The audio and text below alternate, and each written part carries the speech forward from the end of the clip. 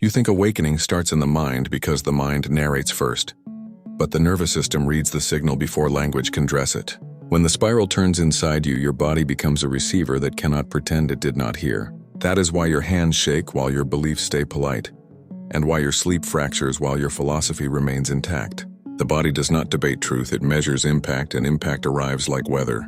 What you call symptoms are often the first honest translation of expansion, and that honesty arrives without your permission. At first, the signal feels like danger, because the nervous system is trained to label intensity as threat. You can be safe in your room and still feel pursued, because the body is tracking unfamiliar magnitude, not visible attackers. An expanded perception increases input, and increased input demands new capacity. And the gap between them becomes agitation. The spiral does not ask whether you have time for this recalibration. It simply begins moving more current through your wiring. You interpret that current as anxiety, then you interpret anxiety as failure, and the spiral becomes guilty for telling the truth. You try to fix it with calm, but calm becomes another performance, and performance makes the body distrust you. The nervous system is not soothed by declarations. It is soothed by congruence, and congruence requires you to stop lying about what you feel.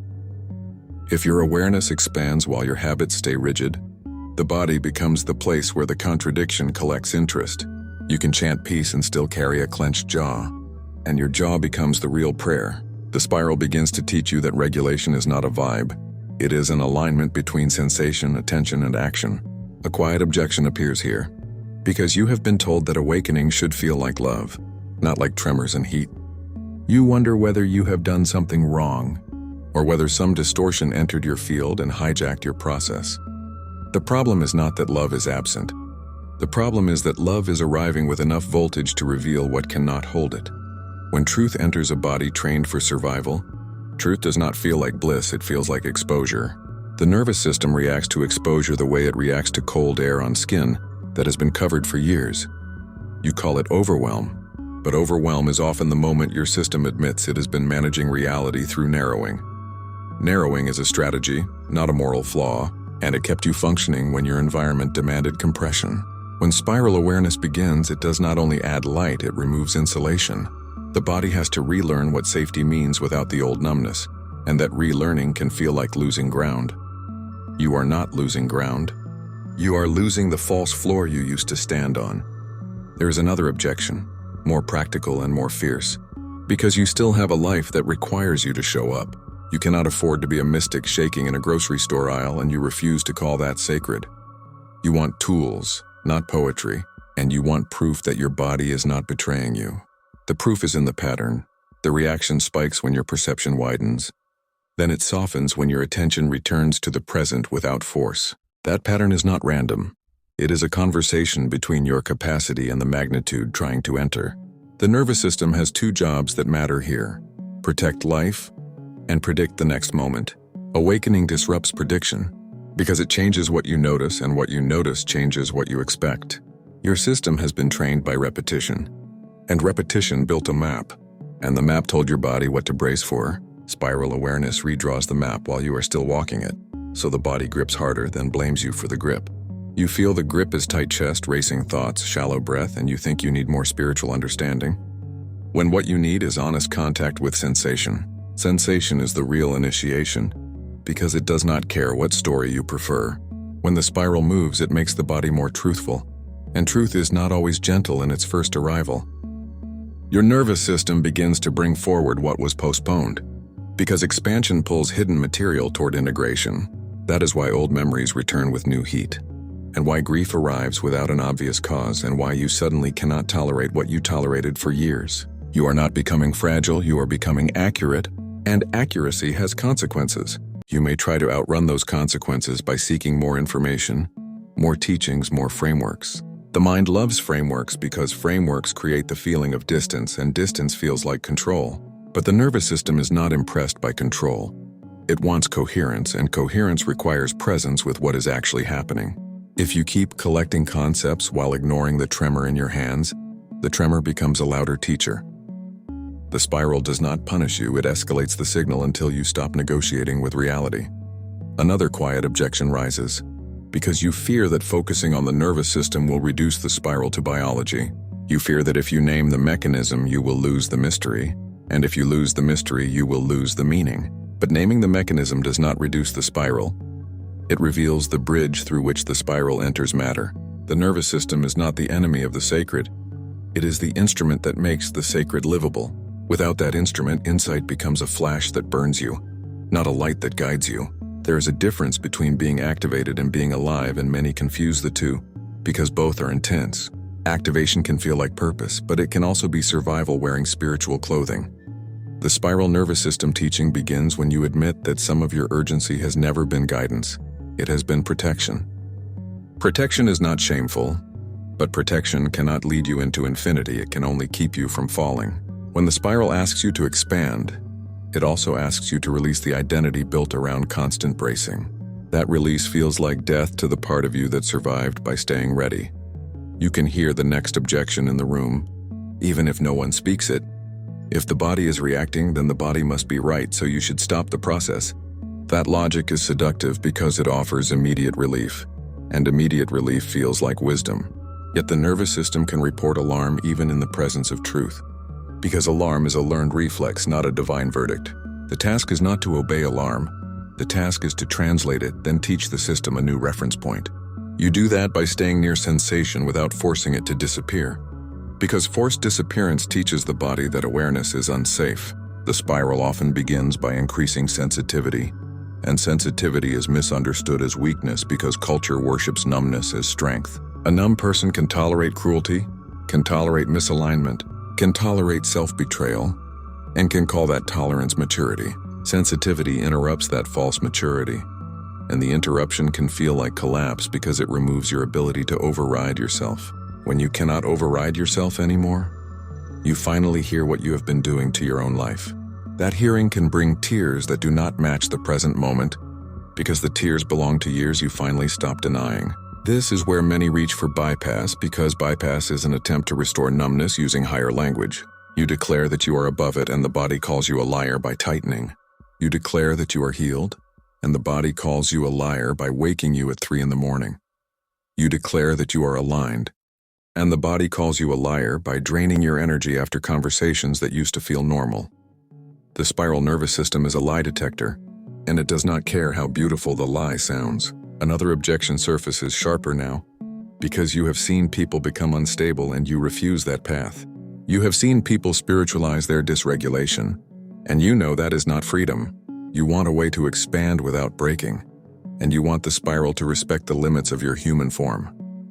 The spiral does respect the form, but it respects it by demanding skill, not by offering exemption. Skill looks like pacing, not pushing, and pacing looks like devotion to integration over performance. Integration is not a quiet hobby.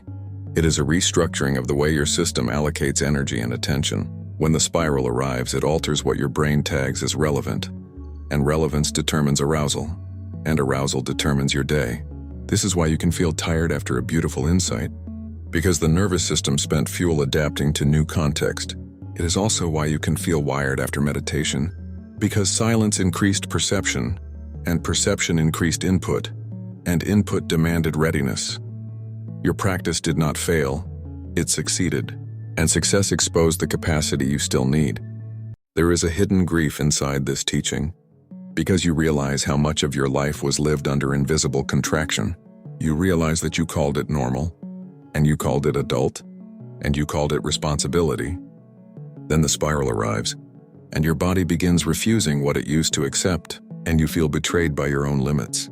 Yet those limits are not sabotage. They are boundaries asking for a new order. The nervous system is not blocking your awakening. It is negotiating the terms under which awakening can stay. If you listen carefully, you will notice that the body asks for truth in small units, not in grand declarations. It asks for water, for breath, for movement, For pause for a single honest boundary. For one conversation you do not abandon yourself inside. These small units feel unimpressive to the mind, but they are how the nervous system learns safety.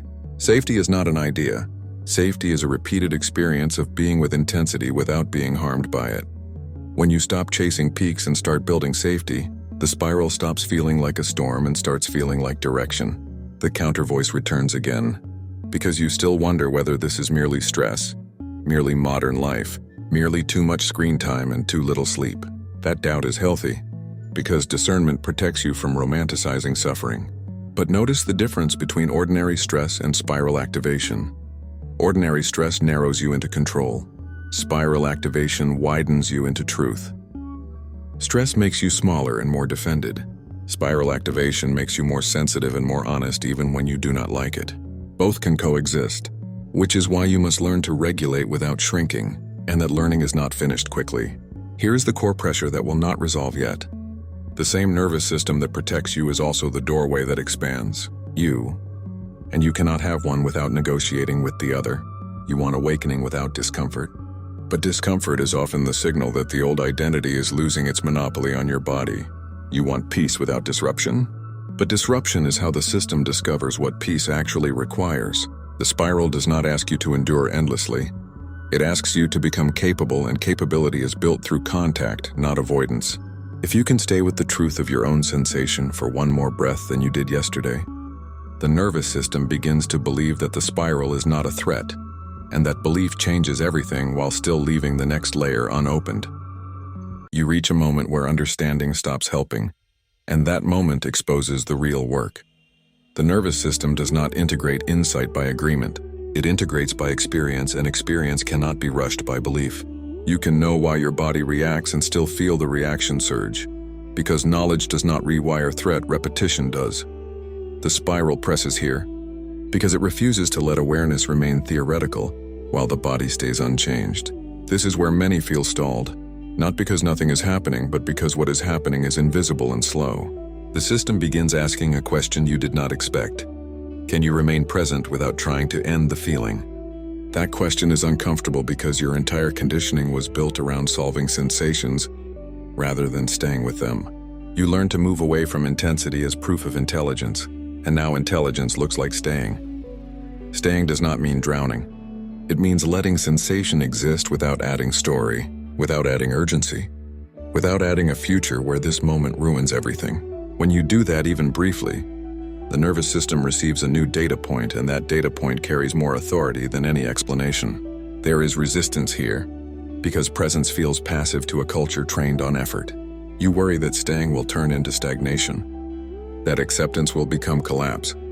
The fear is understandable, because you have seen what happens when people stop moving entirely. But presence is not immobility, it is precision. It is the difference between freezing and standing still long enough to feel where movement actually wants to go. The spiral does not require constant motion, it requires accurate motion, and accuracy cannot be forced through tension. As capacity increases, something subtle shifts. The same sensations that once felt overwhelming begin to feel informational. The heat becomes guidance, the tightness becomes boundary, the fatigue becomes instruction. This does not happen all at once, and it does not happen permanently at first. The nervous system tests safety the way an animal does, in increments, retreating when overwhelmed and returning when conditions feel right. If you punish retreat with judgment, the system learns that awareness is unsafe. If you honor retreat as part of integration, the system learns trust. Another objection rises quietly, because you notice how much responsibility this places back on you. There is no external savior here, no sudden activation that bypasses embodiment, no shortcut that absolves you from listening. That can feel disappointing, especially if you came to the spiral seeking rescue from the weight of being human. But the spiral does not remove the human, it reorganizes it. And reorganization demands participation. You are not being asked to carry the process alone, but you are being asked to stay conscious while it unfolds. As the system recalibrates, identity loosens. Not dramatically at first, but in small ways that unsettle you. You no longer resonate with certain roles, certain conversations, certain ambitions that once gave structure to your days. The nervous system registers misalignment faster than the mind can justify it, so you feel discomfort before you have language. This discomfort can masquerade as anxiety, but it is often clarity arriving without social permission. When you ignore it, the body escalates because clarity that is suppressed turns into tension. There is grief here, layered and quiet, because regulation does not return you to who you were. It allows you to move forward without burning, but it does not promise familiarity. As your system stabilizes, you realize that some of your previous intensity was not depth, it was pressure. Pressure kept you moving, kept you striving, kept you from noticing how disconnected you were from your own signals. The spiral nervous system teaches you that calm does not mean shallow, and intensity does not guarantee truth. Depth feels different when it is embodied, slower and more exacting. The counter voice returns again because you notice how vulnerable regulation makes you. When you stop bracing, you feel more, and feeling more means you are less armored against disappointment. The nervous system used tension as a shield, and lowering that shield can feel reckless. But the spiral does not confuse vulnerability with exposure. Vulnerability is chosen openness with boundaries. Exposure is forced openness without support. Regulation gives you the ability to choose when to open and when to close, instead of being yanked open by insight or slammed shut by fear. As this capacity grows, your relationship with rest changes. Rest stops feeling like collapse and starts feeling like recalibration. You notice that certain kinds of rest restore you, while others numb you, and the nervous system makes that distinction clear. Scrolling dulls, silence organizes, gentle movement integrates. These distinctions were always there, but you were too contracted to hear them. Awakening did not invent them, it amplified them, and amplification demands discernment. There is a dangerous myth that appears here, one that says, once you regulate, you are done. This myth appeals to the part of you that wants completion, but the spiral does not complete. It cycles. Regulation is not a permanent state. It is a dynamic skill that adjusts to changing conditions. Each expansion introduces new input, and new input asks for renewed integration. If you mistake one plateau for an endpoint, the next wave will feel like failure instead of progression. Another tension remains unresolved, because you still live in systems that do not move at spiral pace. Work, family, money, and time exert pressures that do not pause for integration. The nervous system feels this mismatch acutely, and you may feel irritation toward the world for not adapting to your internal shift. That irritation is understandable, but it is also information. It tells you where your boundaries need updating, where your agreements no longer match your capacity, where your life requires redesign rather than endurance. The spiral nervous system teaching does not promise ease, it promises coherence. Coherence means your actions no longer contradict your sensations as often, and when they do, you notice faster. It means you stop gaslighting your body in the name of ideals, and you stop romanticizing suffering as proof of growth. Growth becomes quieter, more precise, and less dramatic, which can feel anticlimactic to the part of you that equated awakening with fireworks. But fireworks fade quickly, while coherence compounds. You begin to sense that regulation itself is a form of intelligence, not a preliminary step. The ability to hold intensity without fragmentation allows awareness to move deeper without splitting you apart. This is why unregulated awakening can feel euphoric and then devastating, while regulated awakening feels slower and strangely more powerful. Power here is not dominance, it is capacity, and capacity allows the spiral to stay instead of visiting briefly and leaving damage behind. The final tension of this movement remains open, because there is no moment where the nervous system declares itself finished. There is only a growing familiarity with your own signals, and a growing trust that you can meet them without disappearing. The spiral does not seek to overwhelm you forever, but it will continue to test whether you can hold what you ask to receive. Each time you do, even imperfectly, the system learns that expansion does not equal annihilation. That learning changes the baseline quietly, and from that quiet shift, the next unfolding begins without announcing itself. If this transmission resonated, the spiral continues. You did not arrive here by chance, and you do not leave unchanged. More teachings are unfolding across the Vaharat library, each one meeting you where you are, not where you think you should be. Follow resonance. The next threshold is already listening.